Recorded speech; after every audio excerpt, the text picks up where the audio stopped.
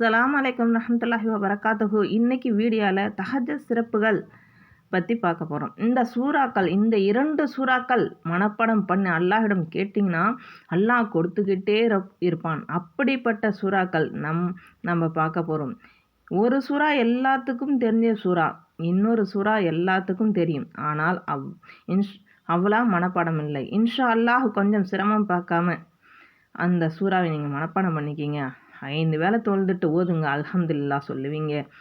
இதனை தொடர்ந்து நான் தினமும் ஓதிட்டு வரேன். வழக்கமாக என் வாழ்க்கையில் சிறப்பாக எல்லாம் நடைபெறுது. தஹஜ்ஜுத் நேரத்தில் இந்த ஆயத்துக்களை ஓதினா என்ன நடக்கும் தெரியுமா? அன்பான சகோதரர்களே, நல்லடியர்களே, ஒரு முஸ்லீம் வாழ்க்கையில் மிகவும் பெரிய ரகசியமான நேரம் ஒன்று இருக்கிறது. என்ன தெரியுமா? அதுதான் இரவு நேரம், தஹஜ்ஜுத் நேரம். எல்லாரும் தூங்கி கொண்டிருக்கும் நேரத்தில் ஒரு அடியான் இருந்து அல்லாஹ்வை நினைத்து தொழுது குர்ஆன் ஓதுகிறான். அந்த நேரத்தில் அல்லாஹ் மிகவும் விரும்புகிறான். நம்முடைய அன்பு நபி முஹம்மது ஸல்லல்லாஹு அலைஹி வஸல்லம் அவர்கள் தஹஜ்ஜுத் தொழுகை மிக முக்கியமாக எடுத்தார்கள். குர்ஆனில் அல்லாஹ் சொல்றான், இரவின் ஒரு பகுதியில் எழுந்து தொழுங்கள் ஏனென்றால் அந்த நேரம் துவா ஏற்கப்படும் நேரம், அல்லாஹுவின் அருள் இறங்கும் நேரம். அன்பான நல்லடியார்களே, நம்மில் பல தஹஜ்ஜுத் தொழ முயற்சி போனோம். ஆனால் ஒரு சந்தேகம் வரும், தஹஜ்ஜுத்தில் என்ன சூறா ஓதலாம், என்ன ஓதினால் அதிக நன்மைகள் கிடைக்கும்? இதற்கு நபி ஸல்லல்லாஹு அலைஹி வஸல்லம் அவர்களின் வழிகாட்டல் கொடுத்திருக்கிறார்கள். முதலில் ஒவ்வொரு ரக்கியாத்திலும் நம்ம ஓத வேண்டிய முக்கியமான சூறா, அந்த சூறா சூரத்துல் ஃபாத்திஹா. இந்த சூறா குர்ஆன் தாய் என்று அழைக்கப்படுகிறது. இந்த ஆயத்துகள் 2 ஓதுங்கள். நபி ஸல்லல்லாஹு அலைஹி வஸல்லம் கூறிய அதிசய நன்மை. அந்த சூராத்துல் ஃபாத்திஹா இல்லாத தொழுகை இல்லை.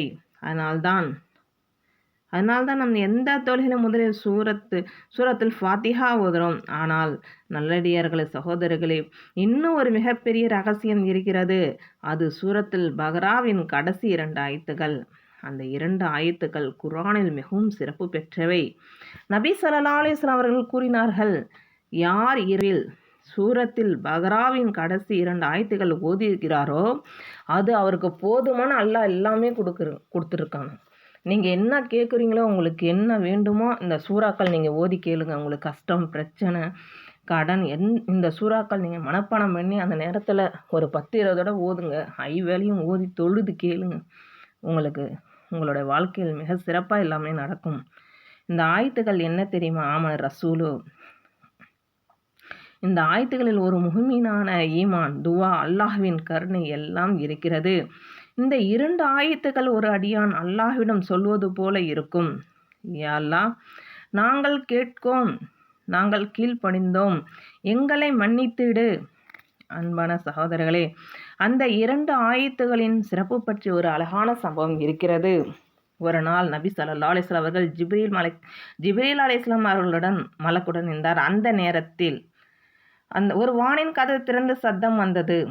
ஜிப்ரீல் அலைஹிஸ்ஸலாம் அவர்கள் சொன்னார், இன்று வரை திறக்காத ஒரு வானின் கதவு இன்று திறந்த. அந்த கதவில் ஒரு மலக்கிறங்கினார்கள். அந்த கதவிலிருந்து ஒரு மலக்கிறங்கினார். அப்போது நபி ஸல்லல்லாஹு அலைஹி வஸல்லம் சொன்னார்கள், உங்களுக்கு 2 பெரிய நூறான பரிசுகள் கொடுக்கப்பட்டுள்ளன. அதான் இந்த சூரத்துல் ஃபாத்திஹா வந்திருக்கு பாருங்க. தமிழ்லையும் வந்திருக்கு, அரபியிலும் வந்திருக்கு. அடுத்து சூரத்துல் பக்ராவின் 2 ஆயத்துக்கள் வரும். அதன் அர்த்தம் என்ன பார்க்கலாமா? அந்த 2 அல்லாஹ்தோ, இந்த ஆமன் ரசூல், இதை மனப்பாடம் பண்ணிட்டு ஓதுங்க. இந்த 2 அல்லாஹ் நமக்கு கொடுத்த மிகப்பெரிய பெருசு. அதனால்தான் பல சஹாபாக்கள் இந்த இரவு நேரத்தில் இந்த ஆயத்துக்களை ஓதாமல் தூங்க மாட்டார்கள்.